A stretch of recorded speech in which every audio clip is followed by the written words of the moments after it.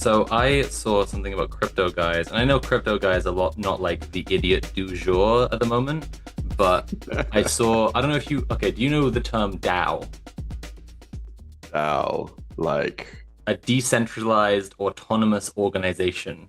Um oh no. it's But I have it's I how have seen it crypto used, guys so I do guess that companies. makes sense. Yeah, yeah, Yeah, so yeah. it's DAO and it's how crypto guys do like a company where they're like assigning their roles through the blockchain and stuff, and they think it's going to be huge, and Yeah. it's not going to be, but but it does allow them to like digitally ensure their like stakes in the company and their contract or whatever, Yeah. which they're super into. I get Um, it. I get how I get if the yeah, mechanism and I get why they would like it as well. if you put yourself in the shoes of a crypto guy, like yeah, okay, Mm. this is the future of just having a limited liability company. Um, but I came across something. I read a 404 article about something called Hair DAO this week, uh, which is fantastic to me because I think the crypto guys have finally created their like perfect equivalent of like the guys who wear all white except for a blood-stained crotch to protest circumcision. And Mm. what I mean I by that is actually like like I'm so fascinated by that kind of guy, me but too. carry on. Yeah. Well, part of the reason I'm fascinated by that kind of guy is like they're right. Like actually, I Yeah, don't yeah, think that exactly. That's circumcising right. Like they children is like absolutely right. are. Actually, it's not an okay thing to do. Mm. But they are in unavoidably like weird cringe Yeah. guys who are Yeah, like right absolutely. in the kind of manosphere kind of space because of what they're talking about. And hair Mm. DAO is the same because it's about hair loss. So these guys reckon that they're going to cure baldness, and so they're all getting stakes of the DAOs for when they invent the cure or discover the cure to baldness. Now you ask, are any of them trained biochemists? No, they're just crypto guys who are buying drugs they reckon might help on the gray market and then taking them themselves and then seeing what happens. Are they And they're gonna trans themselves? so this is I have a lot of sympathy for this because I'm also in a community of people who buy drugs on the internet and just take them to see what happens. Mm. Um, and so I think like I think they're right in a certain sense. Like they're taking a really like good kind of anarchist approach to informed consent in medicine Mm. and doing their own amateur science. And also one of them took something that made him come blood. Hell yes. And he went to Hell the yeah. doctor about it, and the doctor said that it could just be something that happens. And so he said on Discord, "It's not the drugs. It's not the drugs." It could maybe it just did that, just like Maybe yeah, JFK's head. Yeah. just like JFK said. Mm. So with that in mind, I guess we go into this episode of Red Planet. Welcome, Yeah, everyone. yeah. Welcome everyone. You're here with the two founders of Dick Blood DAO. Uh, If you registering want to our come blood, stakes. Yeah, yeah, yeah. Or learn how to prevent it. yeah, Um, yeah. yeah. Wow. So we start Red Planet with the same question we start with every week, which is Tim, what was the most Hmm. base thing you did this week? Pretty quiet this week, but I finished up early work the other day and went down. There was another little Palestine solidarity rally thing, which is still happening. I do feel like the maybe the attendance was a little bit kind of bit lacking recently, but still happening and I think still really important. I did see that in Australia they've been having some like in just gigantic marches over there. There was one in Brisbane just the other day. There was like some friends of mine uh showed up and it was like immense. I think they're really having a big kind of like they are having a real culture war moment over there in Australia. And it's kind of like there's like I think like obviously we've talked about it a lot. There's like the like Palestine is a good kind of wedge issue for a lot of like a lot of other left kind of things about like imperialism and all this kind of stuff. And the more you kind of think the more you pick at it and the more you understand why things are happening the way it has and why it's been allowed to happen, the more you understand about the way that the liberal world rules based order or whatever um Yeah. functions. But yeah, so it's over there at the moment. It's pretty wild. It's like a gigantic split where there's like huge this huge movement that is supporting Palestine that is like, very like liberal and progressive and stuff. And then they're having a real big kind of, I guess, surge of Australian nationalism and like racist kind of bullshit as well, which I guess is like, similar to what's happening in America. And in a lot of ways, it's a lot of Australians taking cue from what's happening in America. They're having this big scheduled for, I think, next weekend. They're having like a march for Australia that is just being led by like open neo-Nazis and is getting like reported in the news as this like, like we need to stand up and take our country back. And then no one's Hmm. asking why the guy in the photo has like SS bolts tattooed on his cheek and a swastika on the side of his head and shit. Or it's like, Yep. like there's like liberal reporters working, interviewing guys like this and just like not even being able to identify, like it never crossing their mind that this guy is like a white supremacist. Just crazy shit. So Yeah, it's bizarre watching like I get we're all in countries. I don't know. I have friends in Canada and like um I'm thinking of like Canada, the UK, Australia, New Zealand. South Africa is complicated, very complicated compared to those, but like mm, just like English speaking countries where like we all feel like we're on the like the step behind America. Like yeah. they're just going to import the same shit out to us. And it's not like mm, totally true everywhere. Like obviously we talked before in the show about how like New Zealand's relationship to China as a trade partner will change things, yeah. and UK has the EU and like all this. But like it's just such a surreal thing being like we're watching them fuck it up really badly, and then we're like, wow, that sucks. I hope that, and you turn around, you're like, oh, why, why are we Yeah, doing it? yeah. No. Yeah. Yeah. So but yeah, so it is interesting seeing what develops over there. Yeah, hopefully this March for Australia that they have fucking bombs. And yeah, it there a bunch of the organizers have been exposed and they've kind of just replaced them with, it's like the Hydra. They just kick out one problematic white guy and another guy takes his place. It was like because it's like this whole thing they're talking about this is why the housing crisis is so bad because we've got all these like refugees and migrants, which is like absolutely not the reason. And then I think there's like an Australian content creator, what's his name? Purple Pingers, I think it is, which is like great name for an Australian content creator. But he found out that one of the dudes behind it was some neo-Nazi furry who is the son of like some gigantic property developer fucking bazillionaire who openly brags about having thousands and thousands of empty houses land banked and all this kind of stuff. And it's like, this is the housing crisis right here. Like like the neo-Nazi furry family guy has infinitely more to do with the with the housing crisis than just some people that got off Yeah. a refugee flight from Somalia or whatever. But that's where all our countries are in the same position as well. It's Mm, like it's just everyone I talk to in the Anglosphere and plenty in Europe and like, whatever, but like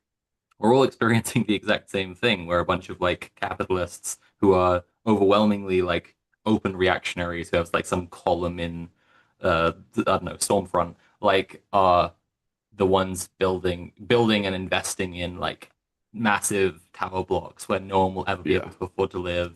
And this is causing a housing crisis. And then these same people are yeah. writing a column being like, it's the immigrants.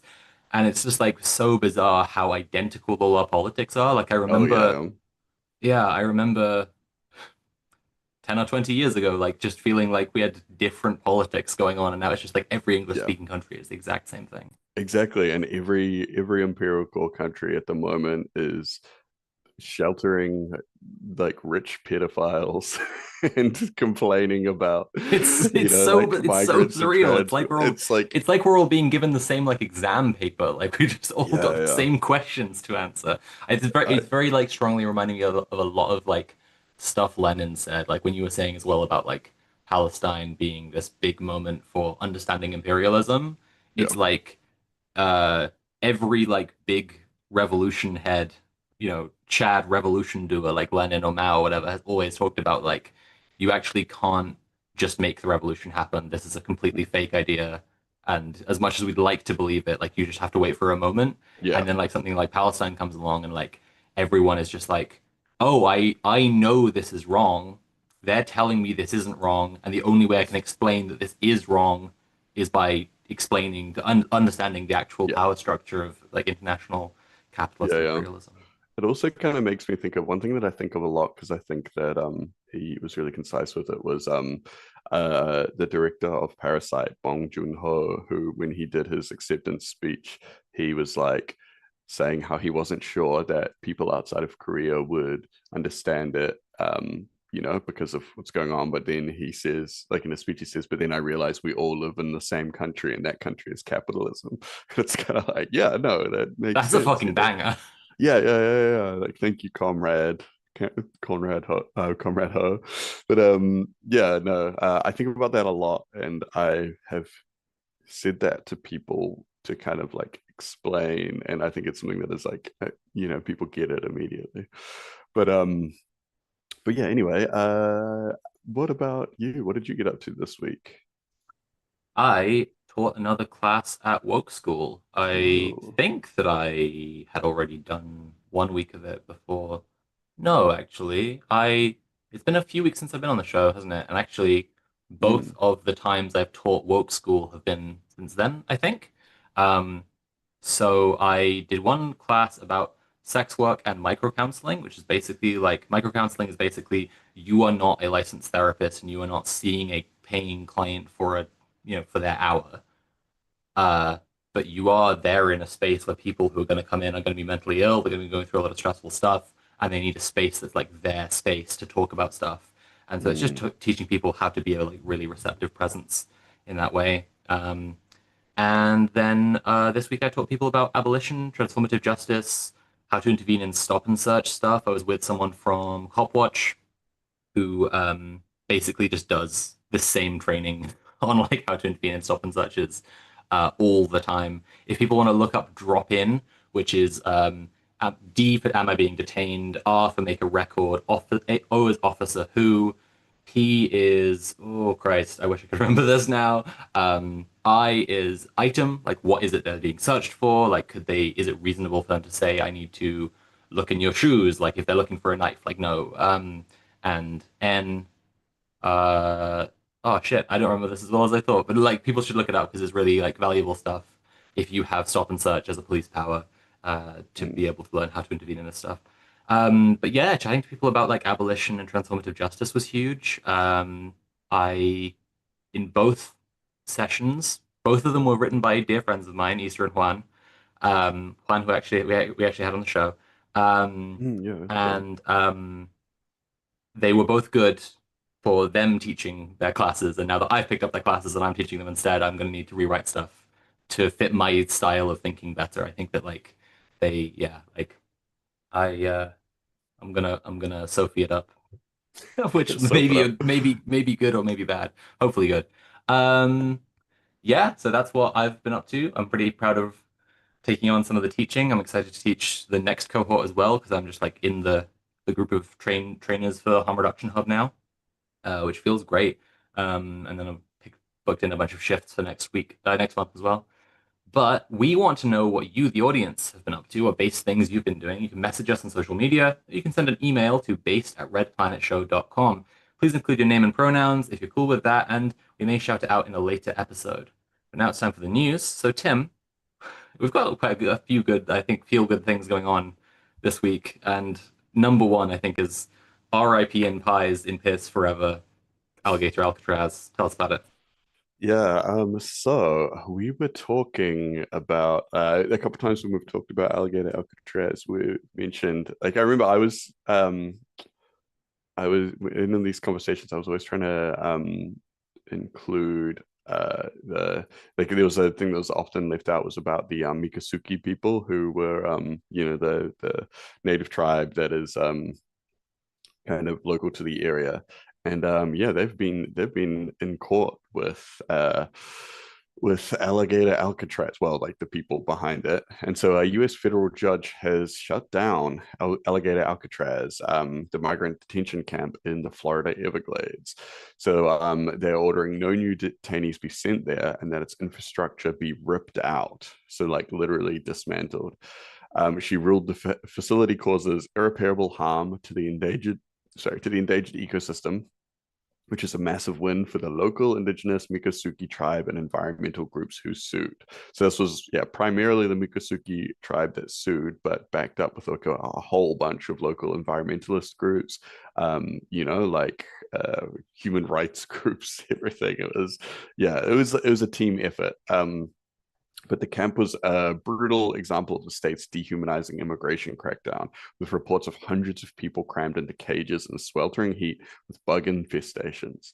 It's a classic tactic of capitalist states to create a vulnerable underclass to blame for social problems, distracting from the real issues and justifying a bloated, cruel enforcement system. And this is what we have been seeing, not just all over America, but everywhere. Like, we're seeing this right now in New Zealand. Our government is trying to build a new mega prison, like our first Yep. real kind of like gigantic American style one. And at the same time, there's also a lot of things going around. Like, the government is pushing a lot of like hard on crime things, which are obviously meant to kind of increase criminalization of the working class, like specifically like the working poor. Um, Yeah, so we've had despite tons this, of oh migrant yeah, things here. Like we had the Rwanda plan to like just immediately yeah, fly yeah, all migrants to Rwanda when they were applying for asylum. mm, We had all this like small boats discourse to the point where like Starmer is now like, we've stopped all the small boats and all the gangs. It's like, completely ridiculous. yeah, What was the other one? The Baby Stockholm. That's copying Australia, so Australia had already done that. Like yeah, yeah, the floating prison. yeah, yeah. We had a lot of the gang stuff here as well, which has been like, yeah, which is kind of ridiculous because I think especially compared to like they're adopting American rhetoric, but like, yeah, we had a lot of stuff with like anti-gang kind of stuff, but then also the government brought back like a kind of Borstal style youth kind of yeah, like prison camps, boot camp things for youth, and which in New Zealand, all of our gangs emerged from, well, all of the main gangs emerged from these systems because they were so abusive and horrible. And there was a gigantic, there's like a big investigation done to expose the full extent of like the kind of like, yeah, like the physical abuse, sexual abuse, all kind of stuff that happened there. And it was fully just like the investigation was completely like, it was botched intentionally by the government and by the person leading the whole investigation, very transparently, because it was like it was too it was too damning. And then they started Mm, that again. And also, like, so they started the system again, which obviously hurt all these people, created all these gangs, and a lot of the people speaking out about it, a lot of the victims were gang members. And then at the right. same time, they were increasing criminalization of gangs and doing all this kind of crazy stuff. And it's like, it's hard not to see it as like, oh, they stopped, they never gave justice to these people that the state harmed so poorly, but they're kind of they're they're criminalizing these victims even Mm. further instead of actually working on, like the issues that cause these people to live these lives and stuff. So it's like very like a very intense campaign the government Yeah, was leading. not all of it is the same, but definitely the underlying thing about the like investigation that's like too damning, they just need to destroy a bunch of information and hide it is Yeah, very yeah. it's reminding me of like Ireland and Canada have both been through Mm. obviously very Yeah, similar things with absolutely. like Yeah, yeah. yeah. And then like just so much misinformation goes around, or like with Canada they kind of tank the whole thing and then go like, see, there was nothing going on, it was kind of the same. Yeah, it was, yeah. But yeah, so despite this ruling, DeSantis and the state are defiantly appealing and even planning more camps with disgusting names like the deportation depot. This shows how immigration enforcement is a core function of the imperialist state, which will always look for new ways to expand its carceral power and exploit both people and the environment for political gain.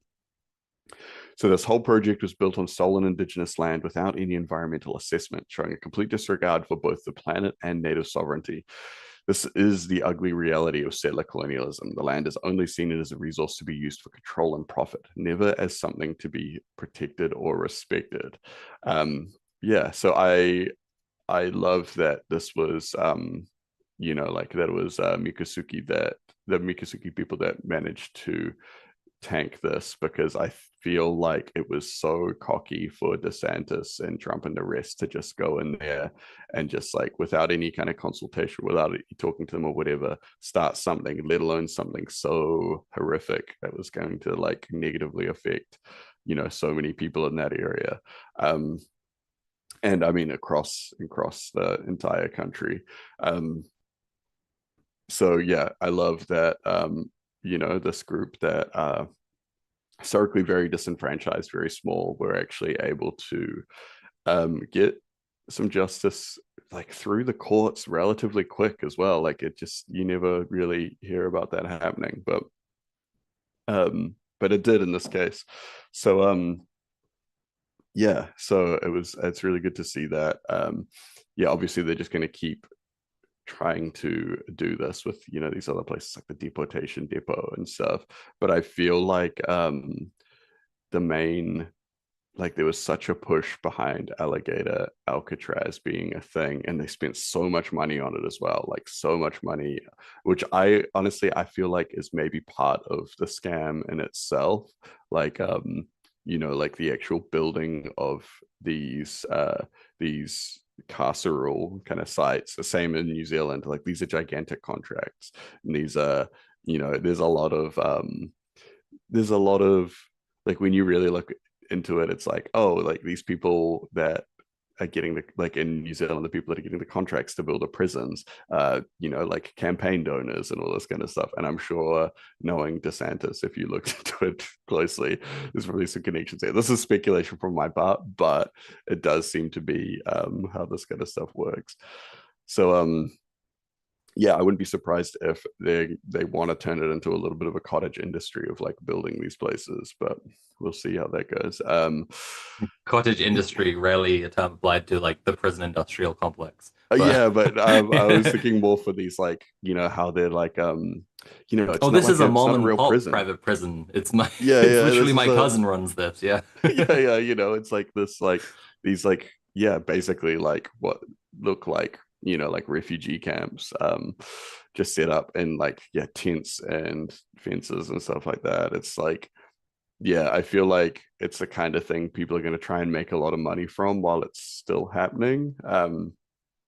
Whereas like, building a proper prison is like a very long Well, process. what's the bloody alternative? Put all the refugees in a five-star hotel, let them all have a spa treatment and a Yeah, yeah. massage. Ridiculous. Yeah. Speaking of that, It was why such a don't you smooth segue. yeah, yeah, yeah. Why don't you tell us a little bit about what's happening over there in the UK? Yeah, sure thing. So, as UK migrant hotel attacks continue, anti-fascist presence grows around the country. This is, I said there's some good things going on in the news this week. We'll get to them, but first we got to talk about more fucking bullshit that's going on in my terrible country that I hope sinks. I'm going to Paris tomorrow. I hope it sinks literally like while I'm out the country and I can just stay and chill in France. So, yeah, we've been covering this for the last few weeks. It looks like this is probably going to continue to be a feature of the hot and politically active summers that, we all experience. Like when it gets hotter, people get out and do more stuff, and that includes the fascists. It's been something I think we've laid out as part of the thesis of Red Planet, our many like projections of what's going to happen as the climate crisis continues and the imperial core descends into fascism. We're going to have these summers where we find out where we're all at, and the UK is finding out that the UK is really racist, like really, really super big racist, and yeah, this is like the fun, suns out, guns out, wearing your shorts and kind of cold stellar for the lads activity is go and set fire to a migrant hotel at the moment. And it fucking sucks. But it is also really important to remember that given the compared to the amount of coverage these horrible attacks are getting, these attempted pogroms, it is not a large number of people still. Like in terms of the size of the country, and certainly not compared to the size of counter demos, because again and again and again, like counter demos show out as in massive numbers in ways that is not reported. And, if they cared what people protesting had to say, they would change their policy on Palestine or trans rights or, hey, like maybe like better rights for workers. Just a crazy thought. Like the unions might have a point. There are a lot of people in unions, like orders of magnitude higher number of people in unions than there are showing out to try and kill migrants. It's not about, yeah, it's not about what the people want. It's about what's politically convenient. And the ruling class and the imperial core, like it just makes sense to them in a greedy, short-sighted way to try to protect the power they already have when like they could literally keep all our countries stable and like not just in free fall collapse if we were restructuring to try and take care of each other in as sustainable a way as possible. And instead, if you're like, no, I want to keep my power because I'm in charge and I want to stay as powerful as I am right now, but the amount of power is shrinking, that means I need to take away power and value and wealth from the working class to keep mine. And how do I do that? Well, I make them hate each other. So, perfect example of that. Robert Jenrick is the Tory shadow foreign minister, I think, one of the shadow cabinet ministers, and he attended one of these protests in Epping, um, just to show his support for it, basically, and say a bunch of things about patriots and so on. Um, Really embarrassing stuff. I think the most salient analysis here is that he wants to be the leader of the Tory party. We have seen this we have seen this same move happen with the Tory party several times in the last couple of decades. Basically, where they try to like find a candidate who has a broader appeal. Like they're a little bit like the kind of person a liberal might like, and they're also a little bit like the kind of person who thinks that we should install automatic gun turrets in the French Channel would like. So like Kemi Badenoch never shuts up about she's the current Tory leader, never shuts up about trans women invading women's spaces, right? Just never ever. She's in massive like public Twitter beef with David Tennant. Like it's really embarrassing. Like the leader of one of our largest parties who's been in power for like decades is just like having Twitter arguments with Doctor Who. Um, It's so but embarrassing, eh? And it's so like it is interesting how affected like a lot of these freaks seem to be by, like I guess like Twitter insults and things like that though. But I think that's like a classic thing with like a lot of like, like shitheads and fascistic types where it's like their yeah. ego is absolutely like just shattered by like how Trump is obsessed with like celebrities and stuff, and it's Mm. like a politician or like a constituent could say whatever, but fucking if like like a someone from the telly says Yeah, it, exactly. Yeah. Well, a lot of people would have seen that person saying that, so that's a big deal. Mm, Um, yeah, I mean, like it's why Gavin Newsom's probably going to get the Democratic nomination if I'm skeptical there's going to be an election in America in 2028, but we'll discuss that later on, I think. yeah. But like, the guy who is Twitter beefing with Trump, who literally had the opportunity to file a legal objection and stop the National Mm, Guard being deployed in California because he's literally the fucking governor. yeah. He didn't do anything that materially mattered, but he's Twitter beefing, and so it's Mm, like that. David Graeber always called it the charismatic field of politics, like where you being a personality matters. And I think like we as like social media political commentators are like on a sort of, yeah, I mean we can be totally in that if you do the job that way, and you can be entirely like PR brained psychopath mode and just like only care about being like a popular figure, or you can be more organizing focused, but nevertheless, it will still affect you enormously, right? yeah. Um, anyway, anyway, it's one of the many reasons not to have much hope for electoral politics is because it's this soulless charisma game. Um, Mm, Generic wants to be Tory leader. That's why he's attending the the protests. We've seen this move a few times before in recent time, like recent decades with the Tory party, that the far right is outflanking them quite extremely. They are interested in getting back the votes they're losing to Reform or UKIP or BNP. It's literally been like that was the same pattern again and again. And Yeah. so they have a broader appeal candidate. And in Kemi Badenoch's case, her problem is, of course, she's a black woman.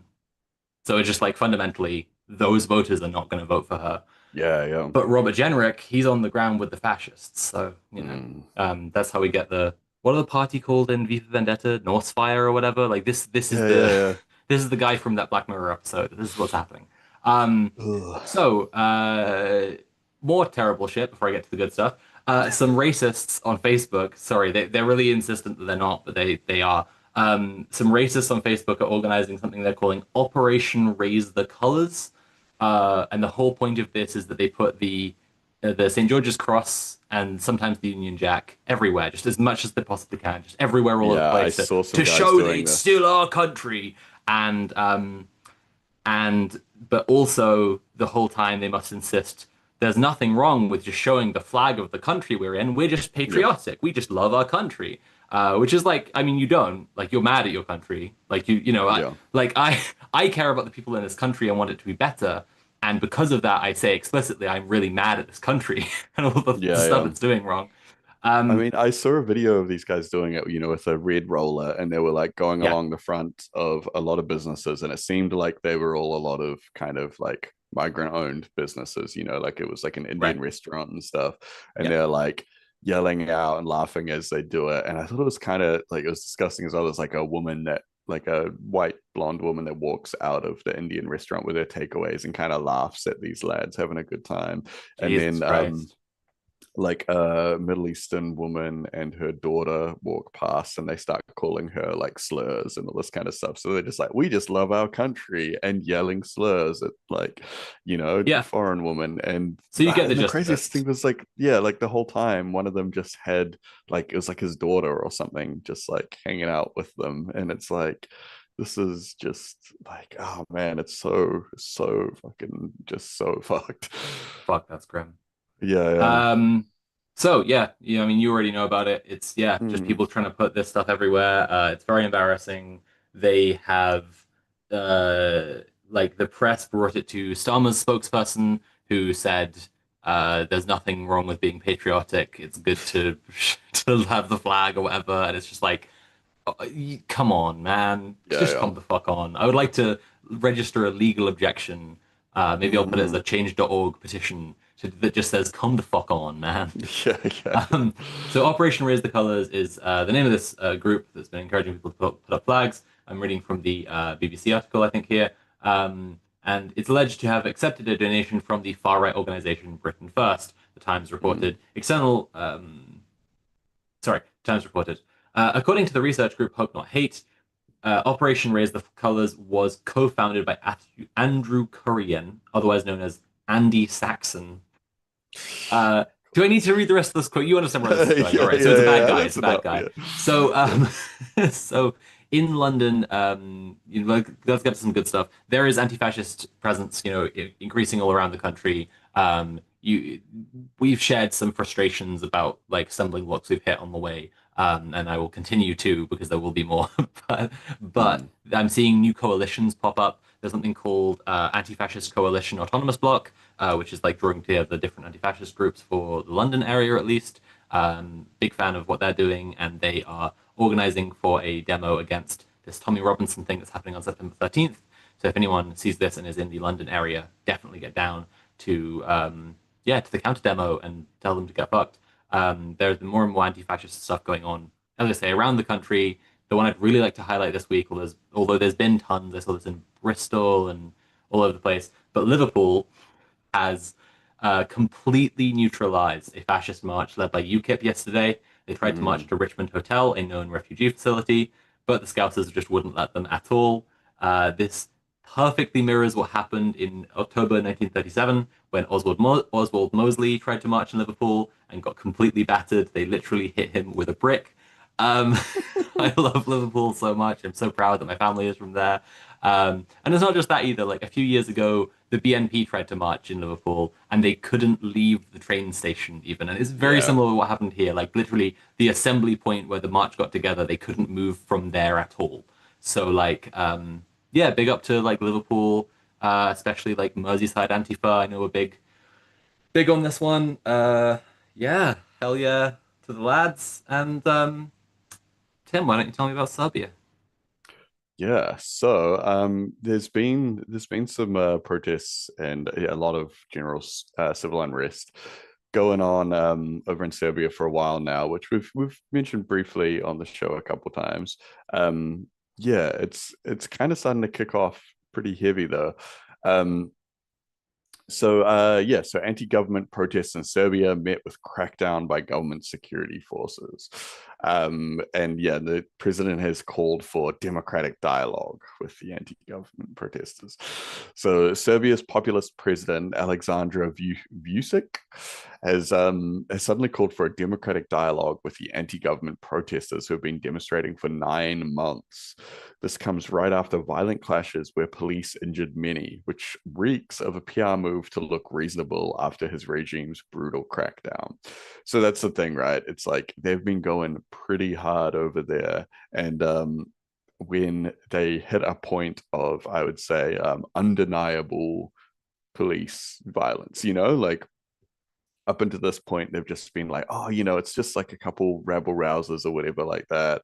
And then yeah, recently it's like stepped up to the point so much that it's like very like the optics of it are very bad, like as uh a president or the head of a state or whatever, it's not often a good sign to be like, here's my police in the street like cracking heads of citizens or whatever. And it seems like that's happening in a lot of places around the world at the moment.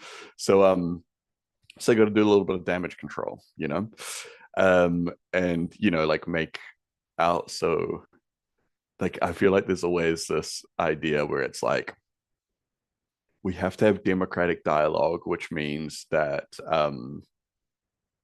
nothing happens, because how do you have a democratic dialogue with like an organic movement like that, like does this mean see you at the ballot box, like Yeah, just whatever. like, no, I'm sorry, you meet their demands or Yeah, they yeah, keep exactly. rioting. That's gonna like yeah, it's yeah. And it's like protesting is a core part of democracy, right? So this is the democratic dialogue that they're already having, really. So yeah, the protest was sparked by a building collapse that killed 16 people, which everyone blames on the government's rampant corruption.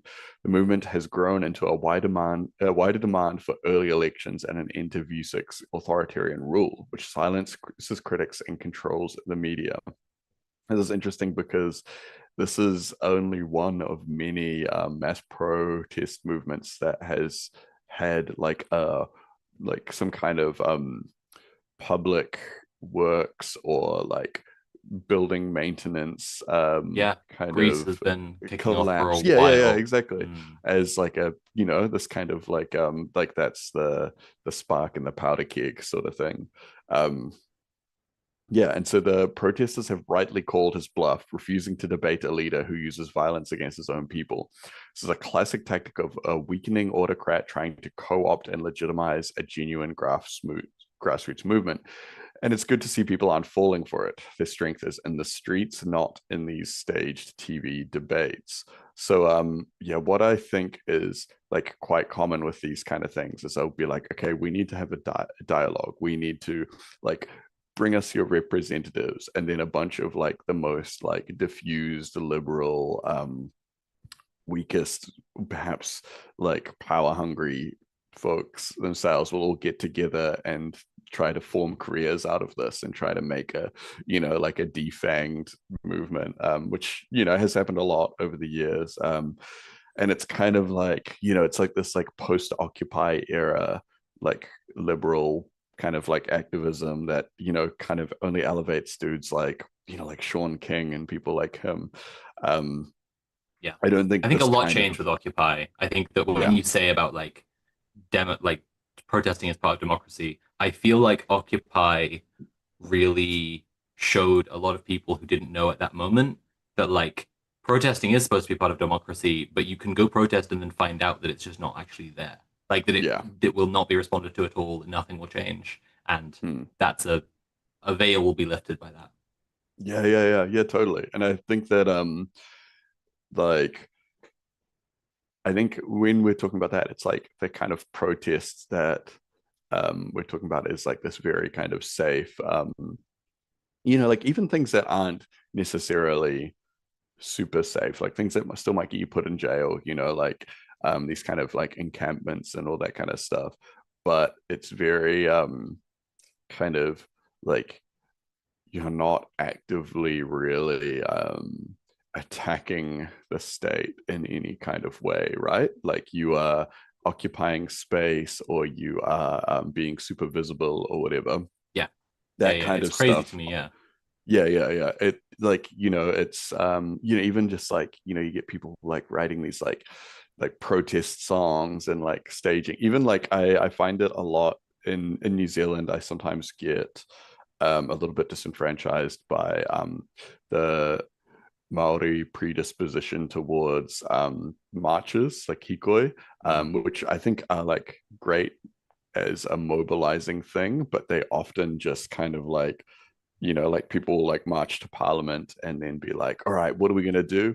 Next time we're gonna vote. We're all gonna vote against you Yeah. guys. And it's Yeah, kind yeah, of just yeah. like, man, like what a like a what a and I feel like these things act as a pressure release valve for Yes, what could definitely. be incredible revolutionary energy. But Um I think that as the more you go to after a long time, you're like, oh no, no, we have to do more than this. And it's yeah, the yeah, encouraging thing is that other people are coming to that conclusion. What I yeah. find kind of fascinating is like there's a lot of anthropological documentation of how all cultures like will turn something into tradition that like you can't repeat because it's like violent or extreme conflict or whatever. Mhm. And I when I think about that, I think about the when I think about marches, I think about that. And I think like Yeah. we used to go to where the king was and like try to break in or Yeah, whatever. yeah. Or we used to like, try to lay siege to whatever, like this kind of stuff. And marches are almost like just a symbolic performance of that. Like we Yeah. could be doing this right now, but we're not because we're nice. And it's like Yeah, yeah. they aren't, the thing is, guys, they aren't nice. Yeah. We don't have to be nice. Like, Yeah, yeah. yeah. I'm And I definitely think it's really like, annoyed with like the number of marches as well. yeah, It's actually crazy to me because it's exasperate. Like, it feels like a relief when there's something that's more than yeah. just an A to B march. Like people are marching and then they like, as you said, like take up space, like occupy a space. And I'm like, oh, Mm, this is a bit better. This is a bit better than a march.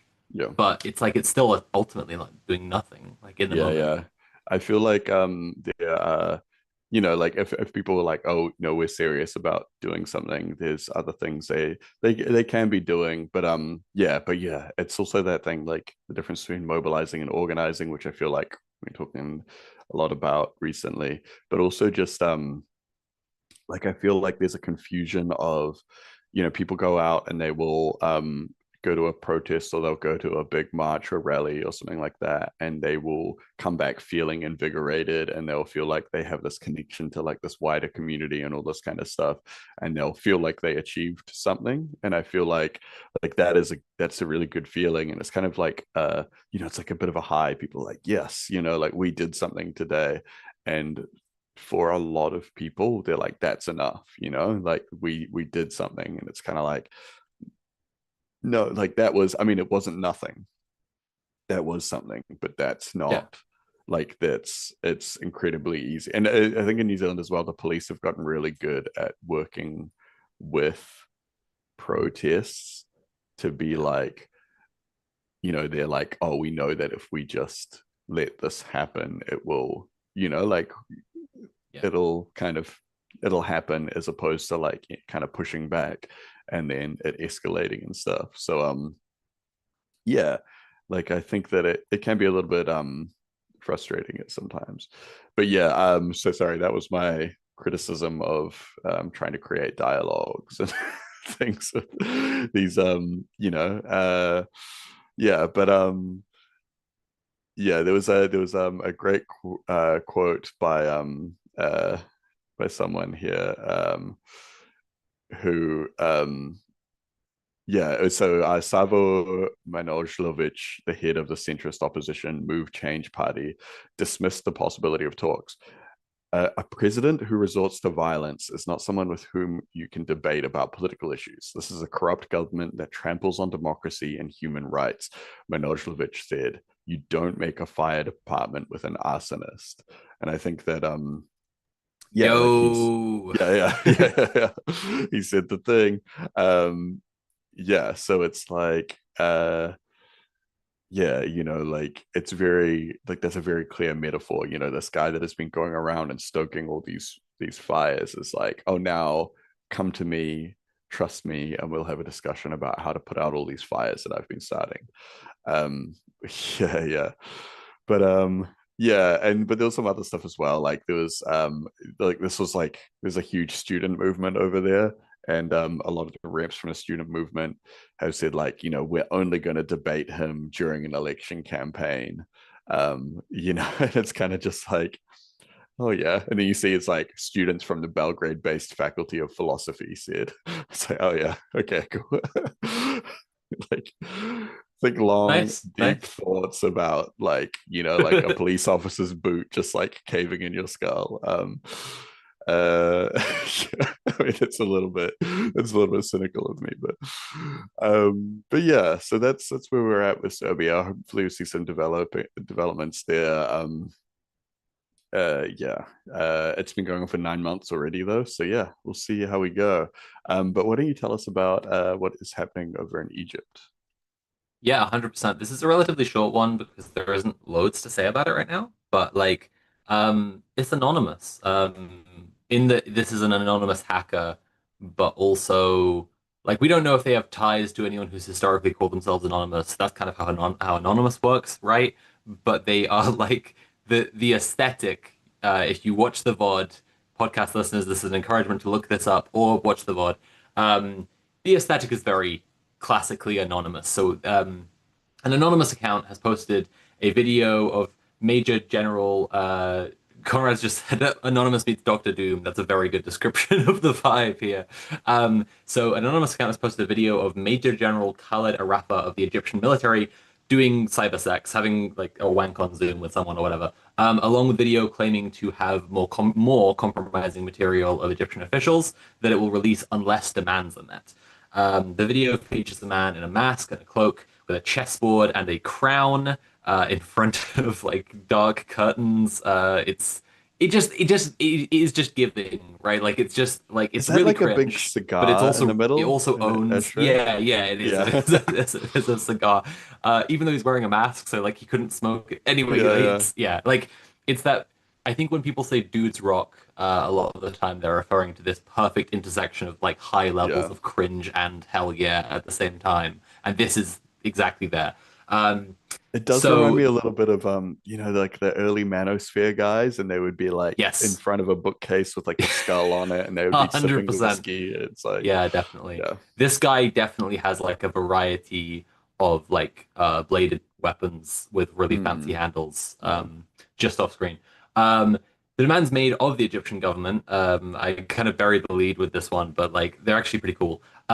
They are they are demanding that they cancel a new $35 billion gas contract that Egypt has made in Israel with multinational conglomerates Chevron and NewMed. If you don't know about Chevron's history of being like particular pieces of shit with like how little of a fuck they care, like obviously like this is a fossil fuel deal. Like we're in the devil's industry, like just the worst, soulless, most evil people on the planet.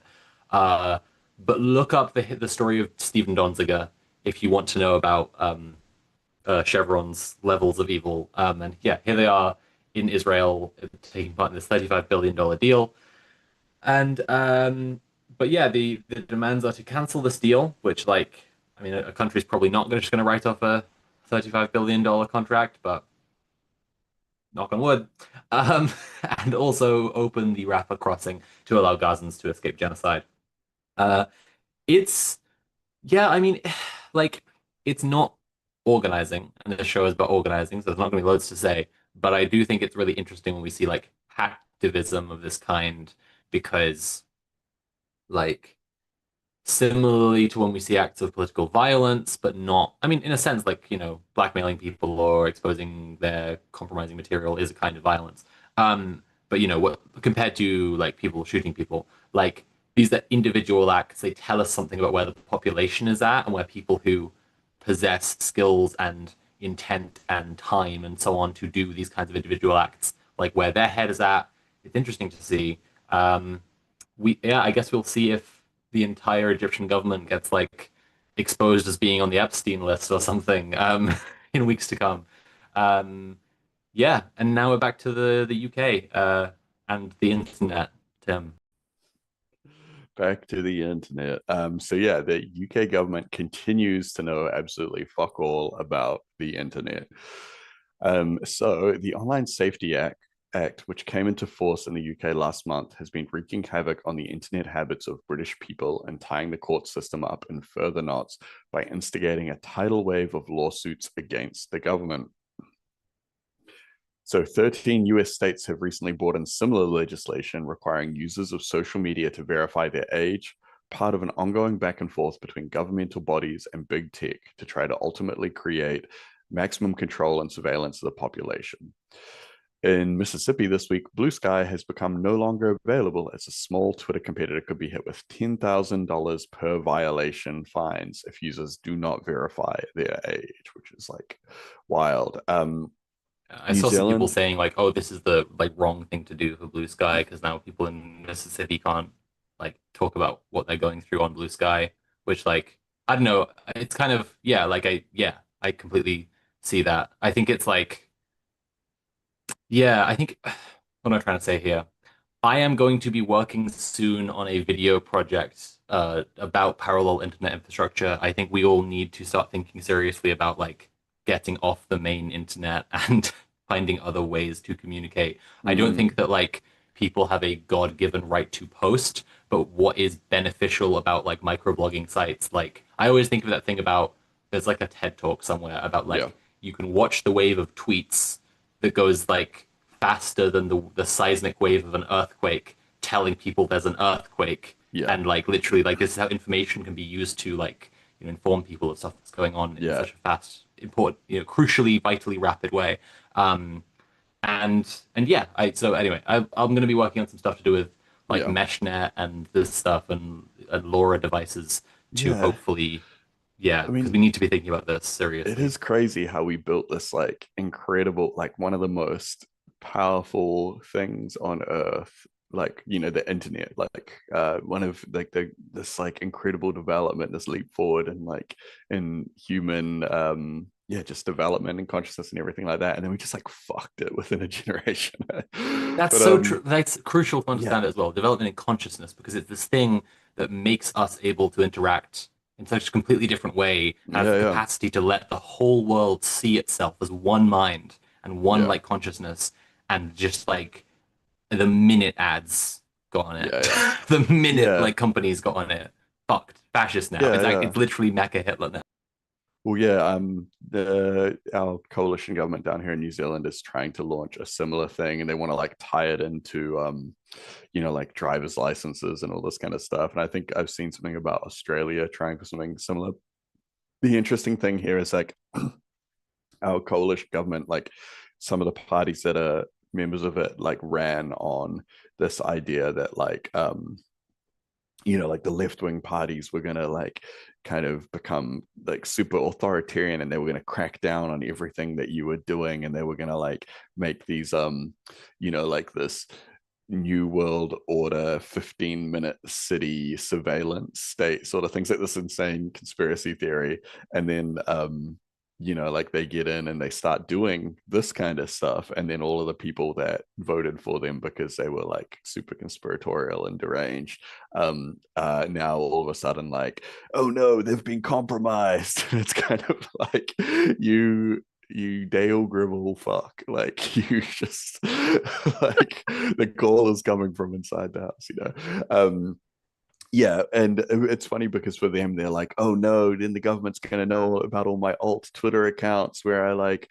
like harass politicians or look up edgy porn or whatever like that." Whereas like, then there's people that are like, "Okay, well, like look at what's already happened from protesters or like just normal people talking about Palestine, talking, all this kind of stuff. Like imagine having your driver's license attached to your account and you post something and then you get like a knock on the door or whatever. I think I sent you earlier today the reel about an Australian guy who was like detained by ICE for like 12 Yeah, yeah, yeah, hours. yeah, yeah, Yeah, yeah, like absolutely. he was trying to go into the US. He had like cleared all his social media as is now standard practice for people. Like I have an American friend who was decided to go visit home for the first time in a few years, and I was like, "Are you sure like now is the time to do that?" And Yeah, she's like, "Well, I'm gonna do all the things. I'm gonna wipe all of my social media. I'm gonna delete all my messaging apps, everything." But literally, mm, like, this Australian guy said that it didn't matter because they'd already preemptively seen all his social media when he booked a flight to the US. Like, so yeah, insane. yeah, yeah, yeah, yeah, absolutely insane.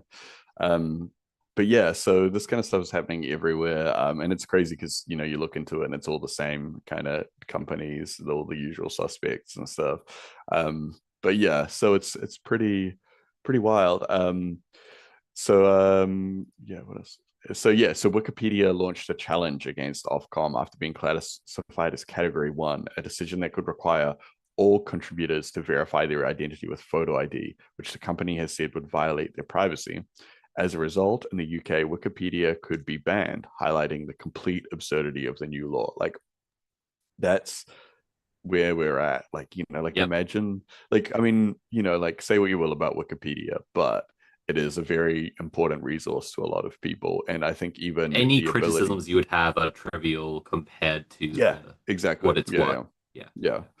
yeah. Um, yeah. If And we if this case comes out as like Wikipedia is not allowed in the UK anymore, then when I put up my LoRa network, like my MeshNet stuff, I'm going to put like a full download of English language Wikipedia on it because I think it's just a yeah, really yeah. perfect like test case to be It like, actually, how could we yeah, get Wikipedia in a place where like Wikipedia isn't available anymore? You know? that reminds me, I think I'm so sure it was Ukraine back in the day, why there was like such a intense piracy scene there was because this is like going back to like, this is like when I first started getting interested in kind of like hacking stuff, like early 2000s and stuff. Um, they didn't have the infrastructure for a conventional internet, so they built like a lot of apartment buildings or like housing developments would build their own networks inside it, and so there would be like like they would have these repositories of information and movies and games and things like that they had all like someone would obtain it from somewhere and then they would bring it to their building and they would put it on the drives there, and then someone would copy that and take it to their cousin's place across the city and they would set it up in the Yeah. building there. And so all these like separate little internets, When people which I are yeah, like when people are aware there is information they could be having, they are so hungry for it and they go to such incredible lengths. It's so cool to see. And like Ukraine is a funny example because like every trans woman who is listening is already knows when I say this, but like the most famous DIY HRT resource is Lena from Kiev, and she is mm, like kind of the pioneer in like cooking your own estrogen.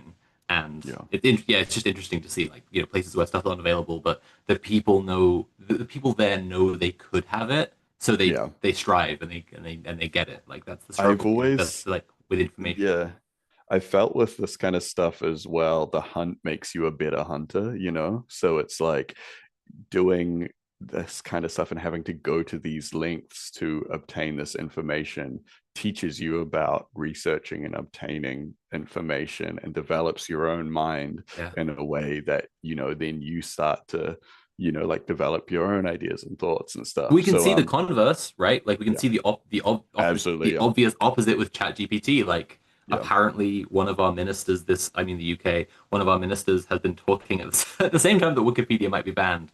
We might be mm, buying a license for the whole country to have ChatGPT Plus for free. Like, what the fuck? yeah. Yeah, it's wild.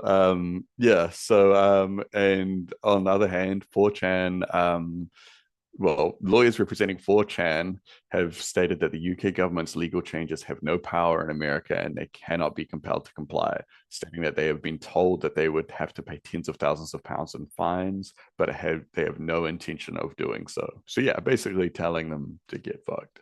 Um, and yeah, I think it's like this isn't just like 4chan and Wikipedia, but this is going to be like every social media site, every website, every message board, everything like that. And I think like what part of what was exciting about the internet back in the day was that there were all these different communities that people could just like be a part of relatively anonymously. They could just be doing their own thing or whatever. But yeah, like can you imagine like fucking like the membership of like places like like anything that is like politics related or even like just like porn or like like I'm surprised FitLife doesn't have like some kind of like legal argument because they're just gonna be like like um like yeah, I just don't see way that this is meaningfully actually maintained that just doesn't make for an internet that is like far less interesting and a lot more restrictive, Yeah, yeah. they're just gonna. I think dead internet theory is so interesting because we are just gonna actually watch people dip off the internet really hard. And I say Yeah, this yeah. aware that my main income comes from the internet. Like I'm very much aware of this. I don't say this like it's gonna be fine. It's gonna Yeah, affect me very personally, but like it's gonna happen. yeah. And it is wild to be like seeing it happen, but yeah, so that's the UK government not understanding what they are doing in regards to the internet. Why don't you tell us just a little bit about what is happening with yeah, Just Stop Oil's successor, Shut the System? Yeah, this is quite interesting. So this is like the most exciting action we saw this week by far, um, in my opinion. Um, I think this is really cool. Basically, shut the system. Have done this coordinated action in multiple different places, which threatens something much larger. So, okay, let me explain. There's a few things going on here.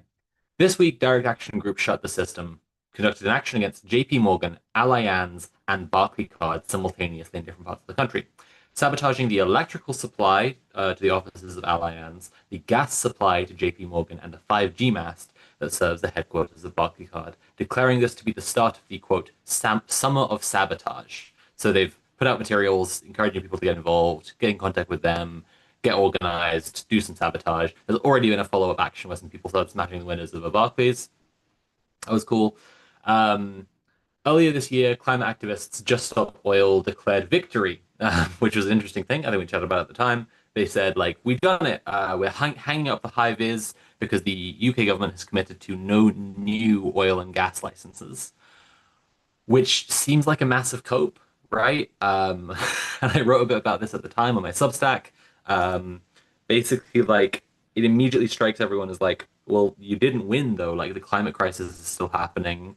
Oil infrastructure is still everywhere. We have not just stopped oil just because we're not doing granting new licenses. You didn't call your org just stop new oil and gas licenses, but leave the old ones existing, and it's fine if like you said, just stop oil.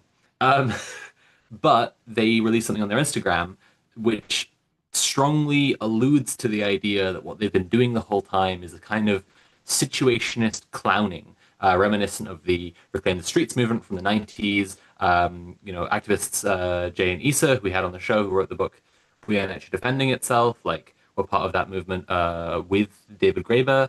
Like there's a lot of like situationists are also the people who gave us the terms recuperation and détournement. Like there's a lot of thought about how modern capitalism works and, as Guy Debord put it, the society of the spectacle going on here, and like the idea that Just Stop Oil like put out there is that what they've been doing the whole time is actually this kind of spectacular politics that will drive people to get involved in different climate orgs, not their one, because their attention will be on the climate. They'll be like, oh, people keep on interrupting the snooker or the tennis or blocking the motorway because of the climate. But I hate these guys. I'm so mad about this because these guys suck. Or they're doing like, nothing irritating stuff. I want to do some action that will get something done. Um, and obviously, like we don't have like the membership numbers of all of like direct action sabotage climate groups because of obviously.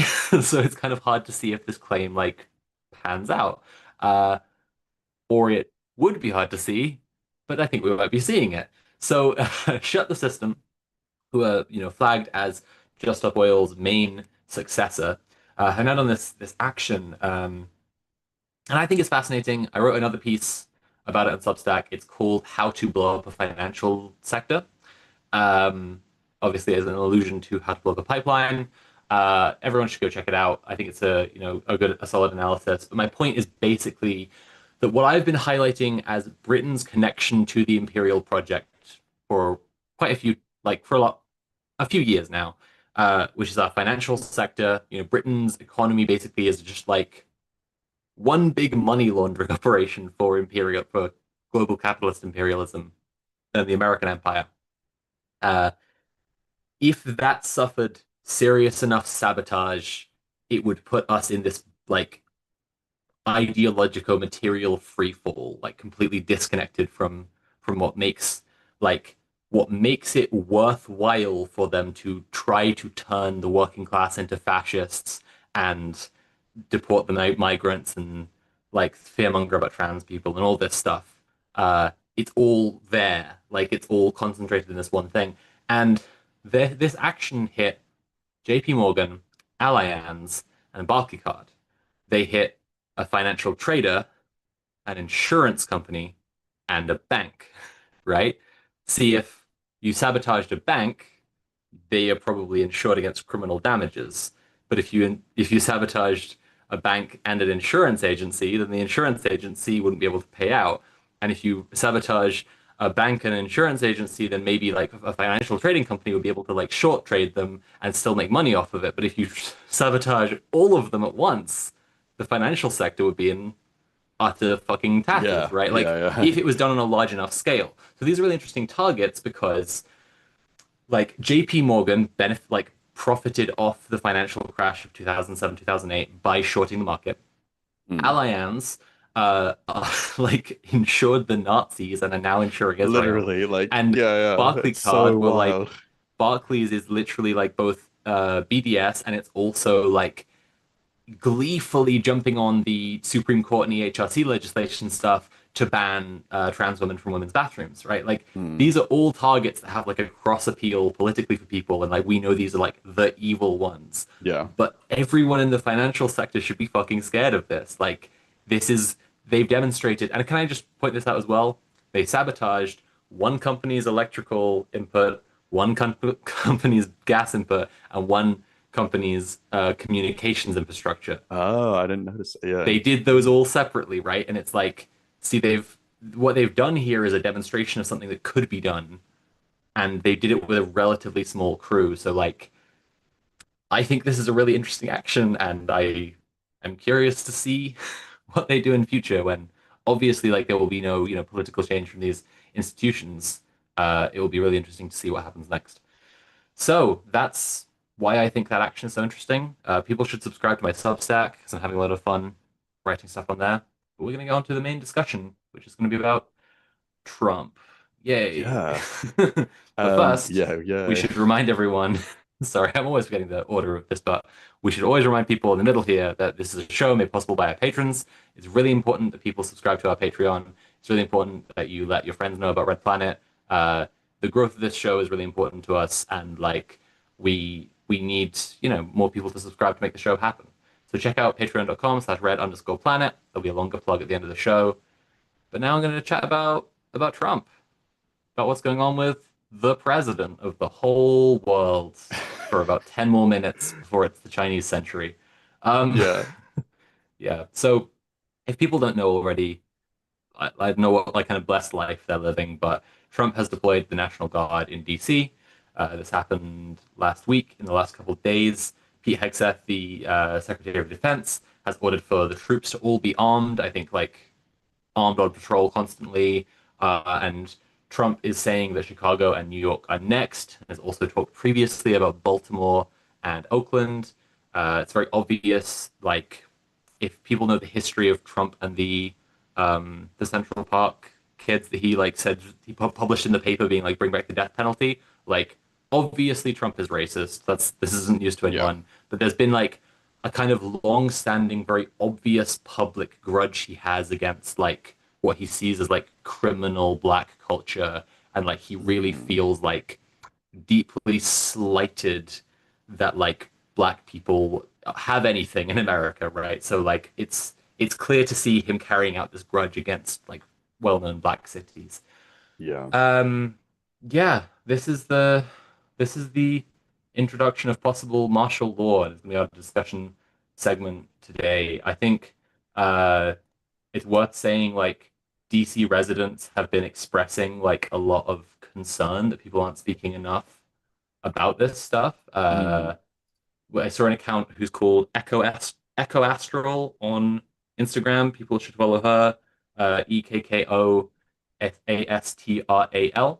Um, she was talking about like just like how extreme things are, like the level of people being taken, the level of things being shut down under like this kind of militaristic control, but also like quite importantly, how little people are talking about it because obviously like if you think about it, it's DC. So like every politician involved in central government in the US and every reporter who reports on this stuff are all going to work every day under these conditions right now.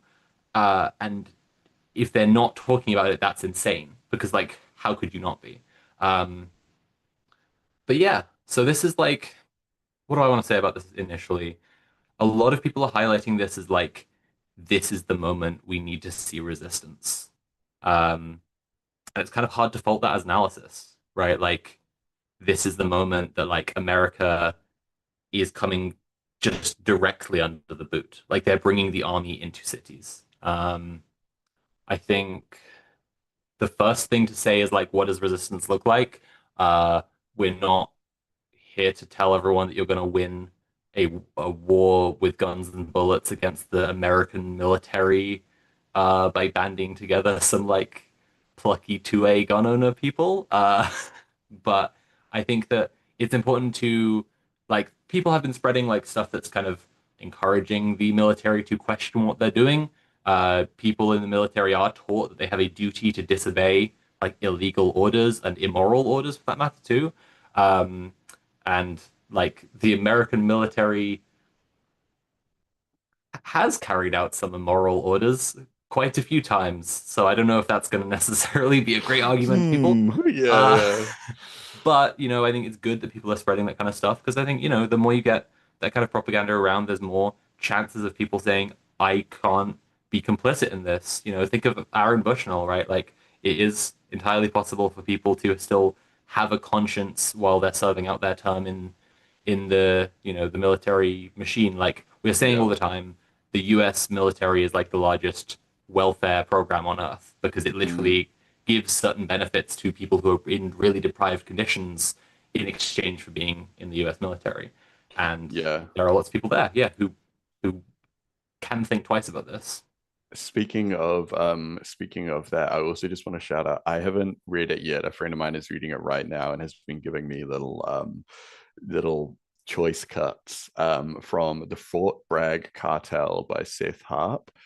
Seth Harp's like a reporter dude, and he's really good at exposing the kind of like the inner workings of like the military and like the weird kind of like I mean just like the really dark super American stuff but like he's like worked for like Rolling Stone and stuff, but it is annoying because his idea is that, oh, the American military is corrupt, but we could have a nice one if we wanted to. We just have to get rid of the bad apples, when really it's like, no, this is a bad apple factory. But yeah, so if I think you would enjoy this because it is like like the kind of stuff that's in there is wild. a German Shepherd with titanium dentures that they encourage to feast on like corpses on the battlefield, all kinds of crazy drug stuff. Like it's absolutely wild and all backed up with like yeah, insane amounts of evidence. It's wild. The Fort Bragg cartel. I think Red Planet listeners in general would probably enjoy some of this stuff in there. And I mean enjoy not because it's like it's not fun, like it's actually like Yeah, it's not really good news for the disgusting. world. Yeah, but it is like a huge expose on like yeah, it's like on the US Special Forces, like Yeah, the SEALs I and had stuff. heard of And it's this. like I probably will check this out. Yeah, it is definitely on my list for things that and because it's talking about like what went on in Iraq, Syria, and like a bunch of other places, even like Ukraine and stuff. So yeah, sorry, what you were talking about just kind of reminded me of that. But also it's kind of like these are the like the operator guys that like a lot of them are like super conservative, pro Trump and all this kind of stuff. So it's like um I think these are the guys that would be like I mean these are the guys that are putting down uprisings. And like there's the Imperial Boomerang is flinging back at America pretty hard right now.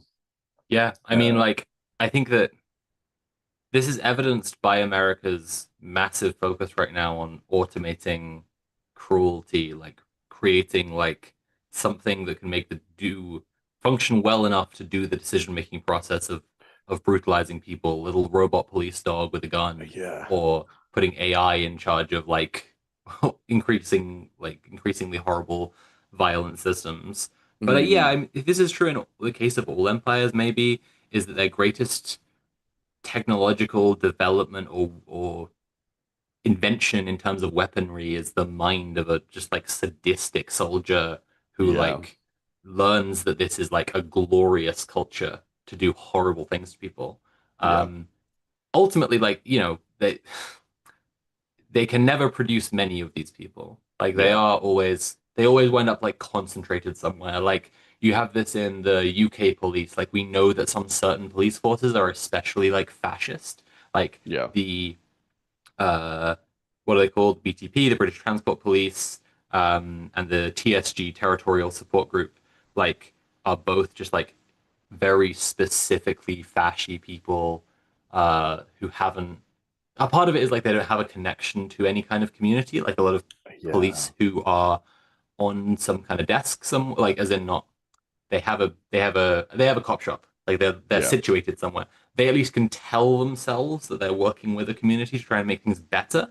But like Mm, British Transport Police are like on the road all the time, uh, and they might cover a specific area, but it'll be a massive area like the whole of London. And TSG are literally just like the UK police's like reserve army force. Like they yeah. are the guys who have the protests and all this stuff.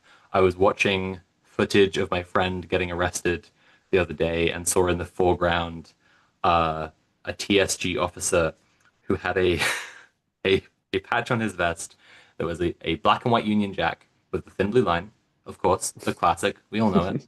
And then on top of that had been embroidered a scorpion, and I Oh, was just hell like, yeah. "Oh, this guy, a scorpion," and then underneath it TSG, and I was like, "This guy is definitely in like a UK equivalent of like a deputies gang. Like Yeah, yeah. this guy is definitely for sure in like a little like fash, well, cartel might be a good description actually. Like, Yeah.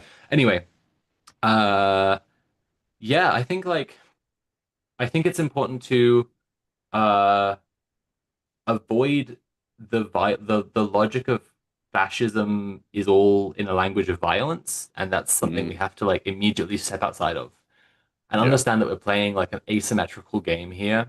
The left doesn't primarily win, or usually win by shooting the other guy. Yeah. There have been times, long live Chairman Mao, um, but a lot, all glory to Uncle Ho. There have been times, but like, and Toussaint, of course. Sorry, there have been times, one or two occasions. I'm realizing there are more and more now I'm saying it. But my point is that like in a situation like this, where it's like the government is treating, is like using the military in this way, it like may be effective to propagandize the military, and like if it were effective, it would be tremendously effective. Like if the Mm, military were like, this is wrong and we're stopping, it would yeah. be tremendously effective. But I think they need to be presented with like a plan. I think they need to be shown that there is like a Oh structure yeah. they could turn things over to. And like the military is not going to be like, yeah, we want to work for the Democrats, Yeah, right? yeah. Like, you know what I mean? Like if Trump is telling them to do this stuff, like they need to know who they're kind of rebelling for, I think more than just like the notion of like the people. Yeah. Um, so I don't know how effective that propaganda is going to be unless then this is the vital thing. There's a general strike. I think that like there has to be a general strike in the US just as soon as possible. Like the unions just have to like push as hard as possible to call the largest possible strike and hold it off until this stops, like until serious changes are made. Mm, Um, and by serious changes we mean like what we've been talking about on the show the whole time, like yeah. building a parallel power structure, like building something that is true or at least more truly democratic than what currently Mm, exists. Yeah. yeah. Yeah, it's wild. One thing that I also have been thinking about, like, well, I mean, like I think it's been we've mentioned it a couple times, is about how often we're starting to see these like these instances of heads of state instituting martial law to consolidate power, and like even like like given the reasoning for it, like this like there's like such a strong kind of propaganda element to all of this. Like we saw this like with in South Korea recently as well. This kind of it's like literally like he was trying to stage like false flag things to to have an excuse to get power and all this kind of stuff. And we've seen that a lot in the past as well, the use of um martial law or some kind of like catalyzing like violent event to kind of like to yeah, just to seize a higher level of control and power. And I mean, it's like it's wild because we've seen so many attempts at, like we saw like Musk was trying to do his little auto coup, and now we've got like this going on and stuff. And it's like there's so many grabs at power that I think historically are always tied to desperation or like like the net tightening in. And a lot of people pointing out like like a lot of this kind of stuff was um like conveniently in conveniently timed around all the Epstein stuff, and then like the trial that's just gone on, and then obviously with Ghislaine Maxwell giving evidence and all this kind of stuff. Yeah, I don't know. What are your thoughts on that? Do you feel like was that like a credible thing to you? Because all this stuff is like very underreported in New Zealand. So I basically find out a lot about a lot of stuff through Like the Twitter or even just relation through of Red like the Planet. Epstein files to what's going on now. Well, I would say like, yeah, do you feel like do you think Trump was like actually genuinely worried about this kind of stuff, or is this just like, I mean, because I mean, like, you could throw a dart at a board of all the crazy shit going on in the world and just be like, oh yeah, Trump's doing it because of this, and it's like, he's got a million crazy things going on. I think that like I think that it can't not be a factor. Hmm. I think that I think like the conservatives were reacting really interestingly to the Epstein stuff as it was coming out, with the release the Epstein files stuff. And I was mhm, wondering if like he maybe felt that it was like, oh shit, this is it. Like even yeah, my guys are starting to question this, But yeah. yeah, So I don't know. I'm writing something at the moment called Israel, Belief and Action, and it's Mm, about the ways that like when, as you say, like there's a crisis and a kind of tightening of the net, as you put it, like people need to do something that revalidates their worldview because otherwise, like they yeah. just panic, right? You just have to be doing something, um, and like Israel is a really good example. For one thing, it's another factor that we can say is at play Mm. here. It's very obviously at play. That's somewhere where power is shrinking in, and that's the basis of like so many actions that are being taken, not just by Israel, but by its closest Yeah. allies. Is like clearly this is an unstable situation. We have to go harder and harder and harder until it's Yeah. resolved. And I Which is say exactly like the in same as like the Rhodesia and South Africa as well, like yes, the border war and everything like that. yep, exactly. And I think that like Mm. this is why um to them the destruction of Palestine is a this like Hail Mary, this miracle, this like they have to, it has to happen or they know they're fucked. Yeah. And I think that like, I think Epstein may well be having a similar effect on Trump because the, if you think about his perspective, it's tricky, right? Because there's a social Mm. organized, okay, I know I'm restarting this a lot of times, but I'm just Yeah. trying to find the right words here, right? There is a social organism around Trump. And I try not to take up too much of like any given episode of Red Planet, explaining my own personal theory of how I understand the world and politics. It's similar to what like some of like Deleuze and Guattari wrote, like talked about in like rhizomatic thought. I call it organ thought because I think it has a lot more to do with like organic structures and like things that are growing and can sometimes become like on a like become a bigger an order of magnitude larger than they currently are while retaining what you could argue is the same kind of consciousness or at Mm. least subjectivity. And Trump is so much bigger than Trump now. Like he Yeah. always was, he was born into money, but like he has become so much bigger than Trump. And so when you talk about Trump's motives, what you're doing is you are centering him in the social organism. And like Mm. Derrida would have said, or Derrida said, like, the center is not the center is elsewhere. And what that means is like in a kingdom, it's pretty obvious the king is the center of the kingdom, right? We can all Yeah. see like the king is the most important guy. But if you killed the king, there would be another king, right?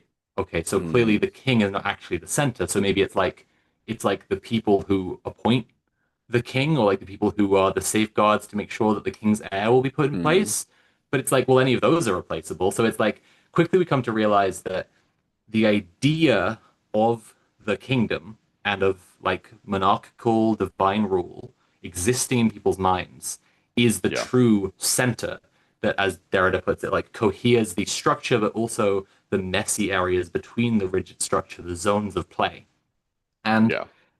so in the case of Trump, right, he's not the center, but we have to imagine him as the center when we do this kind of analysis. I call this blind spot analysis. I'm skipping over some stuff here where I could get way deeper, but like what we do is we do know Trump isn't actually the be all and end all, and his personal psychology isn't it, but we just like put Mm. him in that role and we try to Yeah. analyze it. But it's important to maintain a kind of duality here where you think, what is Trump thinking and feeling? But also you acknowledge that that is not everything that's going on here. Like, what is Mm. he thinking Yeah. and feeling? But also, what are like his closest advisors thinking and feeling? What is his cult like Yeah. as a body, as a unified organism?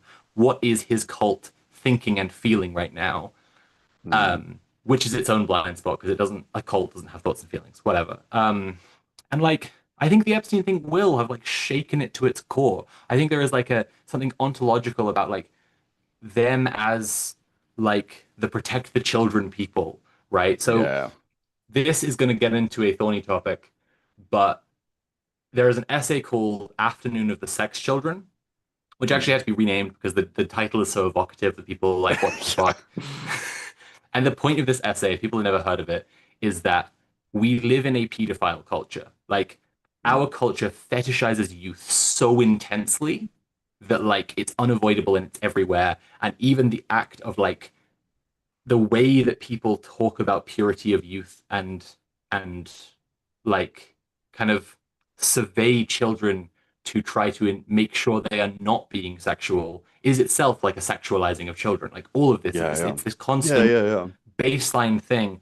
And because of it, the essay says, it's been a little while since I read it, but like because of this, the essay says like this is why like the pedophile is like the most hated, reviled figure in our culture is Mm. because it's an uncomfortable reflection of our culture. Like Yeah. people who are the most obsessed with destroying the figure of the pedophile are often Yeah. I kind of mean, it's coping with like something, you right? see that a lot with all those dudes that do the like they make it like content where they're like, we're hunting down this pedophile Right. online.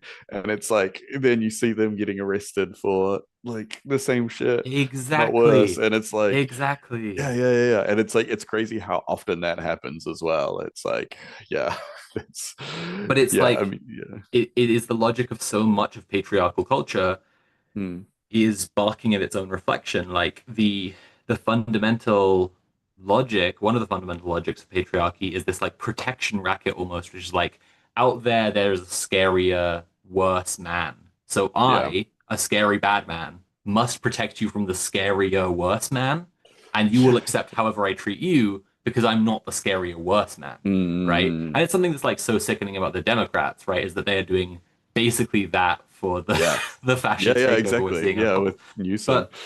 But with like on Epstein, right? Like I think this is essential to understanding what is so deeply politically shaking for these people because uh because it's underpinning their culture in a way they can't comprehend and is also the ultimate sin of their culture and like arguably it should be like the ultimate sin in any culture but like it it's not the ultimate sin in our culture because it's the most morally wrong thing to do. It's the Yeah. ultimate sin in our culture because our culture fetishizes youth so much. And I think like Mary Beard, the classics and here and history and ancient history professor from Cambridge, has a great book called SQPR, which stands for Senatus Populus Quae Romanus, which is like the official slogan of the Roman Empire, basically. Yeah. And the uh, or the Roman Republic. And Mm, like she points out in that book that the Roman Republic is bookended by two scandals of like sex abuse. Like mm, it stopped being a kingdom and became a republic when there was a scandal in the aristocracy to do with sex abuse and like the rape of some noblewoman or accused at least. Like it's like both of them are complicated cases that became huge public scandals that had a lot of like cultural things going on around them at either end of this republic. And like race was a part of it and all these like interplaying factors.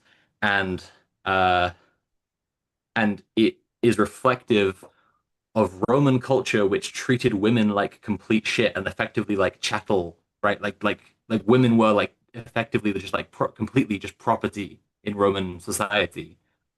But mm, the rape of women was in a very similar way to how we have like this ultimate sin of pedophilia. Like the Romans responded to it so violently because they also saw that they treated women wrong on some level, right? And like this caused massive political shift. I think it's like yeah, there's a comparison being made right now with Trump, and I mean if we are making that comparison, then what comes next is the American empire that calls itself the American empire explicitly, and that's like their way out of yeah. this is like it must like, as you say, consolidate power.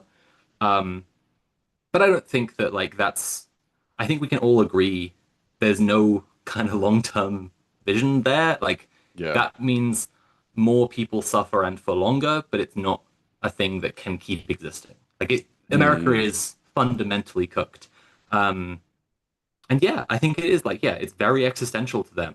Like the Epstein thing, the pedophile thing. It's just like uh I should have been saying PDF file so that this can be monetized in the VOD the whole time. But like it's like existential to them because yeah, they just all yeah, like they all actually love pedophiles, like Trump, who is one, but also are so like virulently obsessed with finding and destroying them. So yeah. yeah, yeah, I do think it's important. It's Yeah. hard to gauge its total importance, but it's very existential to them. Yeah. It's yeah, it is interesting because it was also like this is the same thing in yeah, like what we were talking about in Serbia, same thing that happened in in South Korea as well. There's just like all of these corruption scandals that are all like very transparent.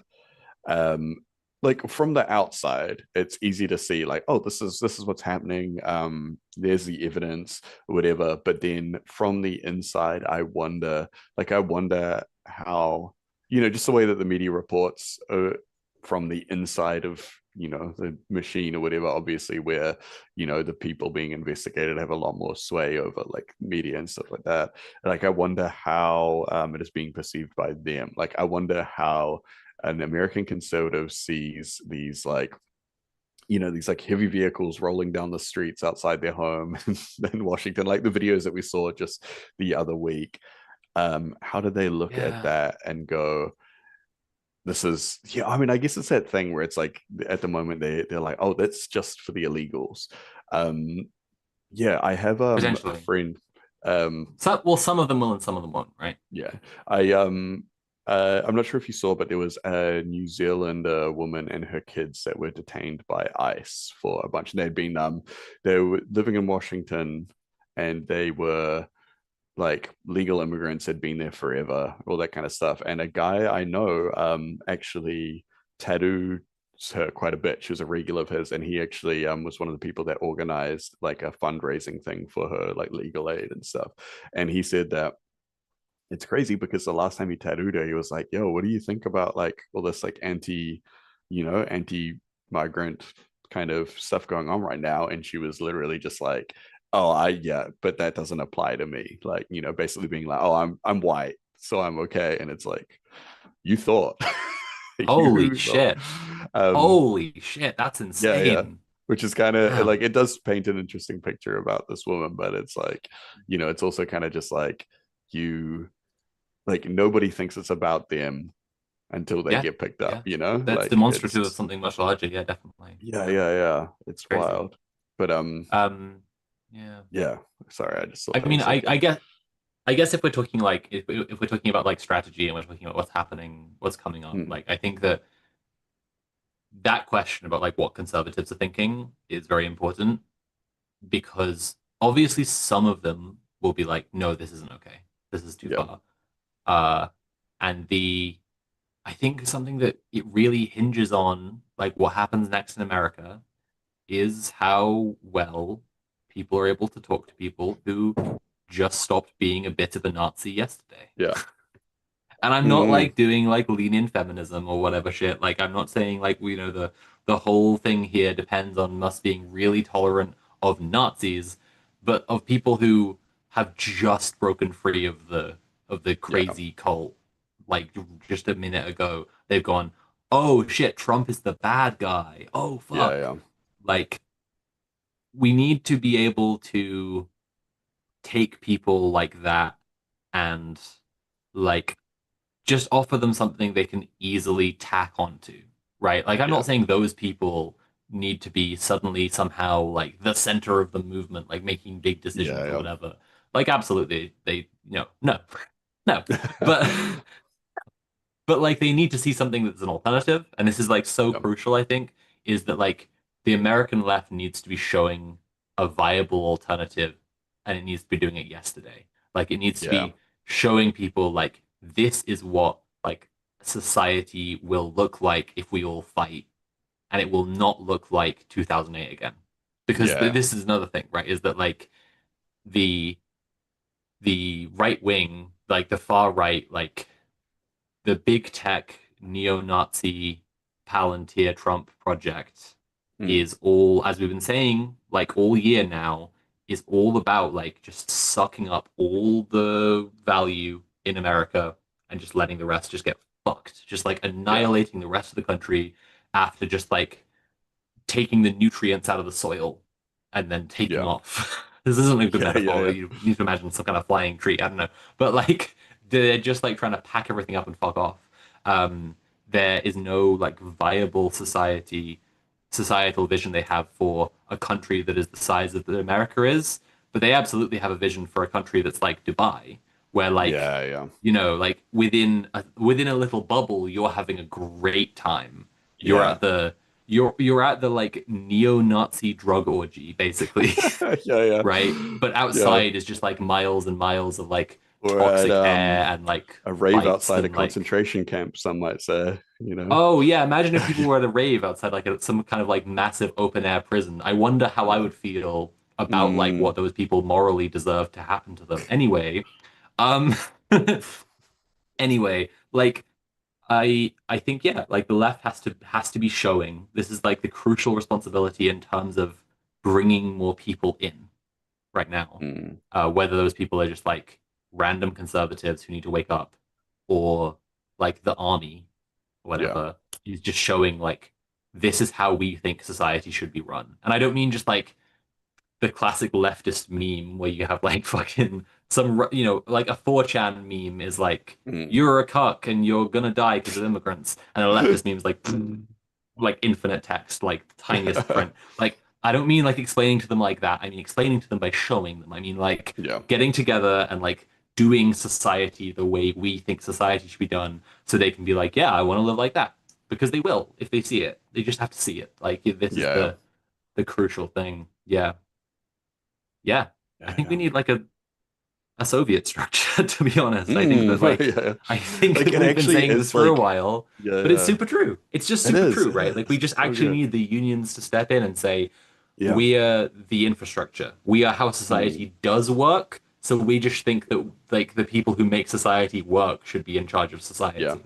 Even like you were saying before about like about whether like the military would get on board, all that kind of things like that. Like when you look at what happened in Russia when the military joined the joined the people, um when they flipped, it was because because that like the people had built a alternative structure that was believable, that they had a plan and they were like, this is how we are going to organize society, and yeah, and I think that it's the same kind of thing, like what you were saying, like military, like they want a plan, like they will work to a plan, they are plan people.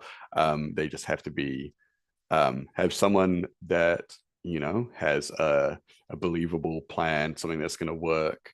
And obviously there are countries where the military kind of stages like a coup or like a junta or whatever, to kind of take things into their own hand. But yeah, I think in terms of like yeah, like it's that building dual power to a point where the not even like the the current dual power structure is, it doesn't necessarily have to be there, but it has to sell an idea of like a feasible alternative. I think Yeah, is yeah, when a lot of people start going like, actually we could have it different, like there's these other guys, they yeah. got a different way. I mean, I hope that's something about like when we get the Zad documentary out, which hopefully will be done by the end of this year. But like, um, we need to start, yeah, like you say, like show people the idea. Like just show people that like there are people who simply live without money and they live Yeah. in community with each other and based off of each other's labor. And we can do that. We can literally just do that. Yeah. Um, yeah, I don't know. It's like, what was I going to say before? Whenever this conversation comes around, it's always like, oh, we need to start being pragmatic about our decisions and showing like the working class that there's an alternative by like investing in infrastructure stuff and blah blah blah blah blah blah. And we need to cut off all this stuff like pronouns and like land back. That's Mm, all like just like poisoning, like all the everyone's sick of this. And it's like that's so like perfectly focused on the wrong yeah. thing. I hope it's clear from me saying this like as a trans woman that I Yeah, don't yeah, think yeah. that like we should just cut off all of the culture war, waste of time shit. Like I guess Yeah. I still have to specify it because I've definitely seen some trans women be like, I'm a vulgar Marxist class reductionist now. Yeah, And yeah. I'm just like, what babe, what happened? Who broke Yeah. your heart? Um but I like think like yeah. there is like that thing where it's like, well, how about you understand why those movements are important? And Yeah. then, yeah, Yeah. because it's like this, Yeah. there's no point in building a movement based on like based on anything that doesn't just like understand that and how everything is connected. It's Yeah. like yeah, like you're gonna get to some weird places, I think, ideologically if you cut Mm. out all of that kind of stuff and then you start, yeah, like I think the only really successful movements and revolutions have always been ones that have really a defined underlying kind of idea about the society that they want to build. And it's not Yes. necessarily just like, you know, yeah, like, and it's like sometimes that vision changes or evolves and all this kind of thing. But yeah, I don't think that a good start is by um like getting rid of the most vulnerable because they're a liability. It's Yeah, like, like it's you just know, giving into fascist logic. I think it's yeah, just like exactly. it is letting the conversation be like set and dictated by the right. I Yeah, think yeah. if I were to be more uh positivistic and like more towards what we should do than what we shouldn't do, like I think that number one for me is like the revolution must be feminist.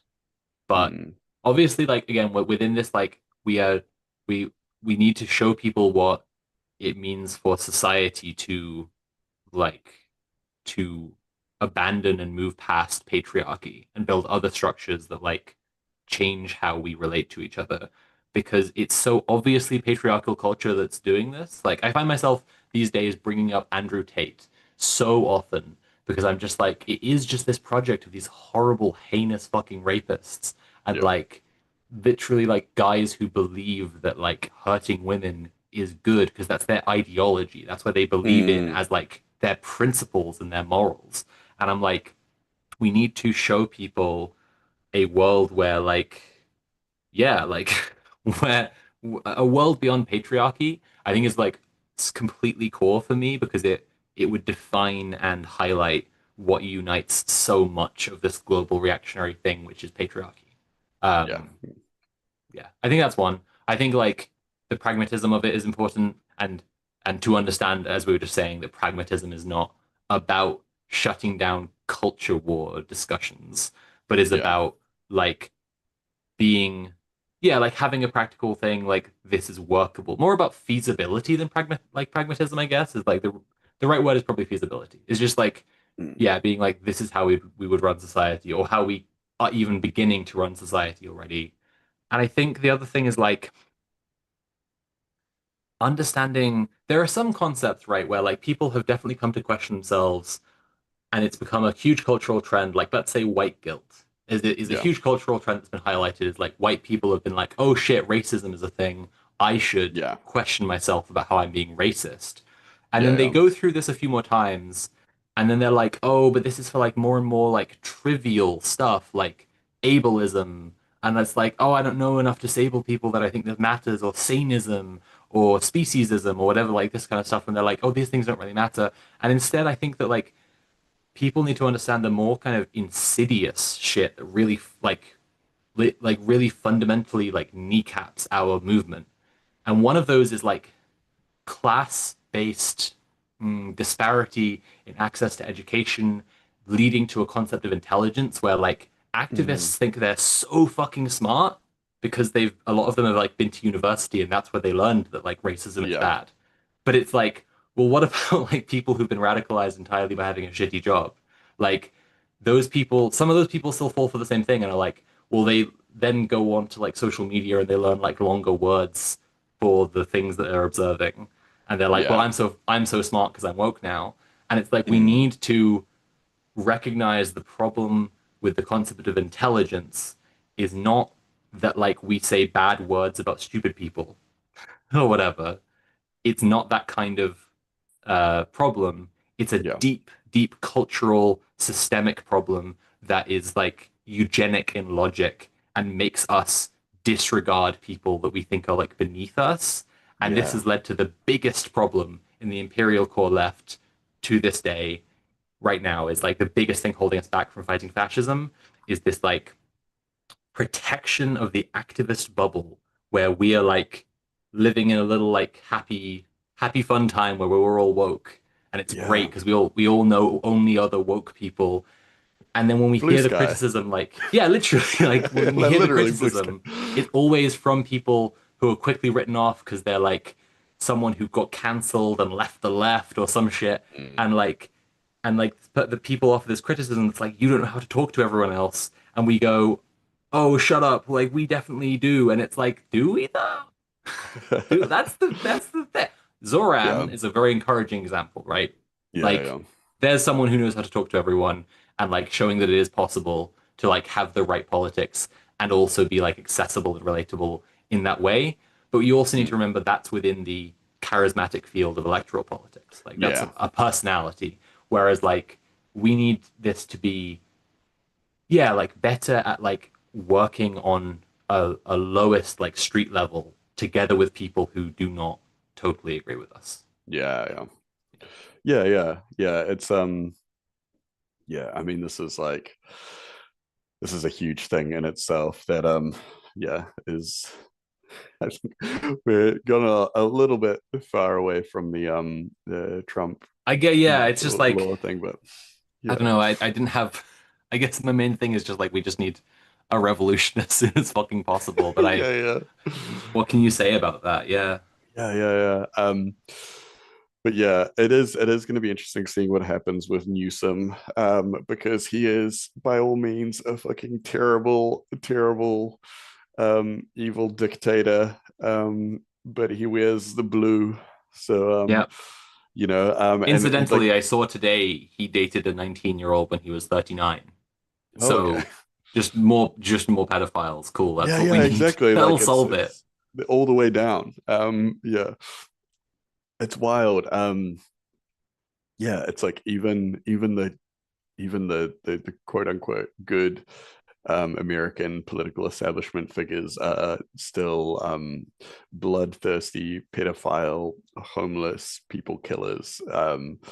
So yeah, a lot of hope there for whatever's coming next. But yeah, like you said as well, like I mean, he's the governor. He had the opportunity to like he was the only person that could have done anything to put the brakes on the train, and he didn't. I think yeah, I mean there's so much to be said about these people maintaining terrible systems because they would rather do that than lose a small smidgen of their own personal power or resources or whatever. But yeah, yeah, we'll see what's happening there. I don't have high hopes for I mean, I was going to say for California, but for America as a whole about what's going on there at the moment. Um, yeah, I yeah, we've got think if I'm those. if I'm totally honest, my feeling right now is, and it feels horrible to say this because I'm not there, and so it sounds like I'm very flippantly discussing something that will be very, very violent. But I think that war in America is very likely in the very short term, like Mm, mass like violence and civil war. Like, see, it just seems very likely to me. But I'm not there, and so like if this seems like me just like kind of very casually saying this, but I'm just like also like it's either that or it's just this fascist regime. yeah, Um, and I guess I think that that fascist regime then is until there is a civil war. So I kind of it's good. I think it's happening now one way or another. yeah, yeah, yeah. It's I feel like that's a destination that the train is currently heading towards. That's yeah. It's a couple stations down the line and it's a destination. Unless yeah, unless someone jumps on and yeah, I don't know, steers the I don't know, changes the tracks of the train. But it's the We've trolley got the problem trolley. though, It's the right? trolley It's problem, yeah, but yeah, it's yeah. We also just like a reinvented the train, trolley and problem. it's yeah, yeah. Yeah. Mm, but yeah. Which Yeah. isn't a great note for the show to end on this week, but I think that's kind of where I don't know. I think that's how things are kind of looking right now. I think that that's yeah, some bad shit is going to happen in America. We're going to keep reporting. We'll keep you all up to date next episode and in future episodes. But for now, we're going to tell you how you can support the show by please going to patreon.com/red_planet. There are a variety of different tiers you can support the show at. At the highest one, sicko mode, you get a personal thank you on the end of every episode. So thank you to Risk Inverse, our sicko patron, for being a sicko and supporting us so much. Um, just like it's really important that I get this across. Red Planet is, I think, a really good thing for the world. Like I think that like in terms of what content can do and like how we talk about like I think it's fantastic that there's so much like leftist culture online and like a culture of people talking about leftist politics in a variety of different creative and interesting ways and bringing like new forms of art forward. But we need to have conversations about organizing, and that's what the show has always been about, and about like just how we get the revolution done on a basic level. Yeah. And one that doesn't like fantasize about like, some kind of glorious violence either. Like we've always been very focused on like reproductive labor, on building community, on like a revolution in the terms of how revolution Yeah. really happens for the left, which is the one to do with building a better world. Um, Mm. Red Planet is one of the things I'm most proud of in my whole life, and I want to keep on seeing it grow. So please go to patreon.com/red_planet. And also please just tell your friends to watch the show. Just like you know, get people to tune in. But where can people find more Tim and Tim related stuff? Tim related stuff can be found on yeah, on Twitch and YouTube as Conquest of Dread, or on Twitter and Blue Sky as Dread Conquest. I'm mostly active on Twitter, I would say. To varying degrees. Sometimes I'm posting a million times a day. Sometimes I disappear for a week. It's it's kind of all over the place. Um, and yeah, and if you're into tabletop gaming stuff, you can also follow the project I've been working on, Dark RPG, um, on Twitter at Dark RPG 2000. It's like a dark future dystopian kind of RPG thing that is very close to being finished. It's very cool. 200 pages or so, fully illustrated. Yeah, about working class people living in a dystopian future with mega corporations, and it's very cool and very fun. That's finished soon. But what about Soph? Where can we find more about Soph? Yeah, all my links are available at linktree.ee/Sophie from Mars. It's Linktree Sophie from Mars. Sophie from Mars is my like name on most things. I'm a YouTuber. I make video essays. If people don't know, I have a few little things coming up about anti-trans shit and about Israel and about how uh, numb and awful pop culture feels at the moment with all this horror going on in the world and how hard it is to engage in like going to the Yeah. movies or some shit. And all that is stuff that I just felt like was kind of really pressing. But my main work is I'm working on a really big project called The Mad and the Mentally Ill, which is about mad liberation and how a core, I think, thing to improving our communities and kind of getting the like leftist communities to a new level of like creating a better world is mad liberation and like how we take care of mad people and the mentally ill. So anyway, all of that will be available early when it's done. Everything I do is available early at patreon.com/Sophie from Mars. Patreon is the primary way I pay the bills, so please do check it out and subscribe if you like my work. Any of my work, like just literally my Blue Sky posts or my Tumblr or my Substack, um, like anything, you just like that's where you support me. Um, I have, I'm still slightly on the fence, but I have plans to start streaming again soon and probably bring back the liberal slot streams. So check out my Twitch if I do that. But I guess in the meantime, stay tuned to my social media, and that's where you'll find out if I'm gonna do that. And sometimes I'm on Mule streams as well, so watch those. Yeah, linktree.ee/Sophie from Mars, patreon.com/Sophie from Mars. Those are the good and cool places to give me the attention and the money. Thanks. Cool. I think we'll all see you next time on Red Planet. See Bye. you later.